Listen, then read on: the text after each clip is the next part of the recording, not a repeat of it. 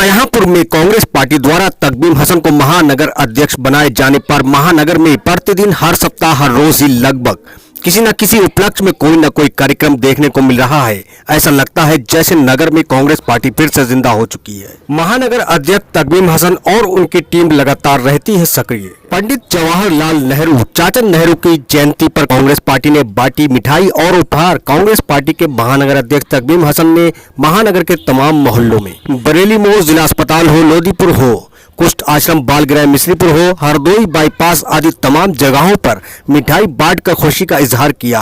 दिवाली के त्योहार को मद्देनजर रखते हुए मोमबत्तियां भी वितरित की। इस अवसर पर हमने बात की महानगर अध्यक्ष तकवीम हसन से। बिहार चुनाव में आए नतीजों पर भी हुए सवाल जवाब। किस उपलक्ष्य में मिठाई बांटी जा रही है, मिठाई वितरण किया जा रहा है बच्चों को और उपहार दिए जा रहे हैं, तो क्या वजह है? दरअसल आज चाचा नेहरू का जन्मदिन है। हालांकि कांग्रेस पार्टी ने पूरे उत्तर प्रदेश में कल 4-5 बजे ही जन्मदिन मनाने के लिए हम लोगों को निर्देशित किया था और हम लोगों ने आज दीपावली की वजह से कल शाम ही कांग्रेस कार्यालय पर चाचा नेहरू का जन्मदिन मना लिया था। लेकिन आज चूँकि चाचा नेहरू बच्चों को हमेशा हम लोग आज के दिन पर मिठाइयाँ वितरित करते थे और आज तो डबल खुशी है, दीपावली भी है और चाचा नेहरू का जन्मदिन भी है। तो विशेष तौर पर चाचा नेहरू के जन्मदिन पर हमने कई जगहों पर बच्चों को मिष्ठान का वितरण किया है।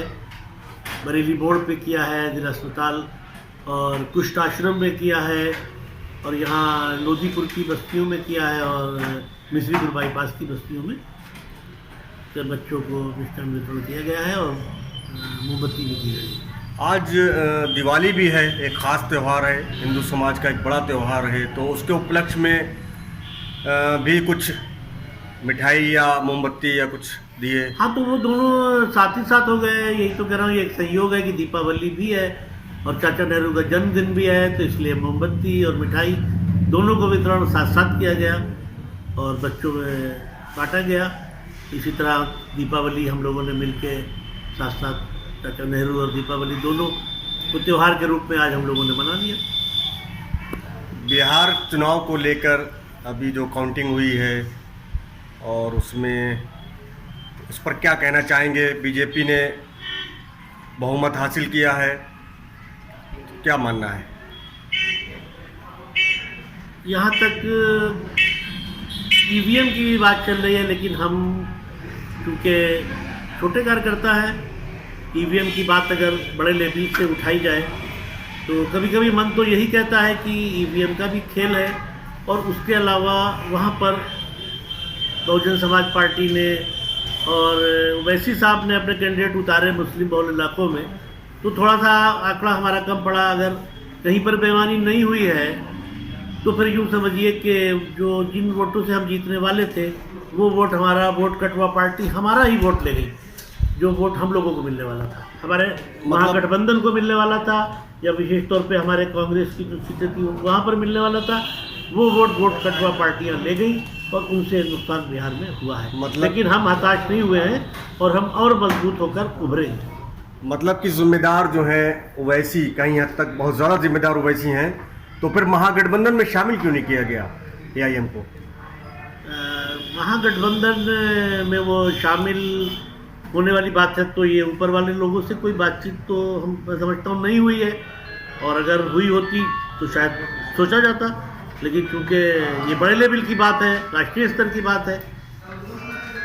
बिहार में जो नतीजे सामने आए हैं, जिस तरीके से बेईमानी की गई है, तानाशाही की गई है, ईवीएम का भी खेल है और भी बहुत सी चीज़ें हैं, बहुत से कैंडिडेटों को 17 वोट से, 20 वोट से, 50 वोट से हराया गया है, तो आने वाला चुनाव यूपी में 2022 का चुनाव जो होने वाला है उसको लेकर के आप कितना क्या मानते हैं कि इसी तरीके से सारे चुनाव होंगे या कुछ फेरबदल किया जाएगा, कुछ कार्रवाई की जाएगी?